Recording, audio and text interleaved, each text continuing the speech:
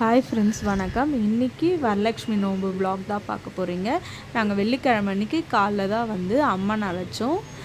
அம்மன் அழைச்சிட்டு வந்து வீட்டில் பிரசாதம் செஞ்சு ஃபஸ்ட்டு காலையிலே சாமி கும்பிட்டுட்டோம். அப்புறம் நான் வேலைக்கு கிளம்பி போயிட்டு ஆஃப்டர்நூன் கொஞ்சம் சீக்கிரம் வந்துட்டு சாமிக்கு வந்து பிரசாதம்லாம் ரெடி பண்ணிகிட்ருக்கிறேன் ஈவினிங் சாமி கும்பிட்றதுக்காக. இப்போ வந்து பிரசாதம்லாம் ரெடி ஆகிட்டுருக்குது. என்ன பிரசாதம் செஞ்சுருக்கீங்கன்னு வாங்க பார்க்கலாம். சக்கரை பொங்கல், தயிர் சாதம், உளுந்த வடை, லெமன் ரைஸு, புளி சாதம், பால் பாயாசம்லாம் செஞ்சுருக்குறோம்.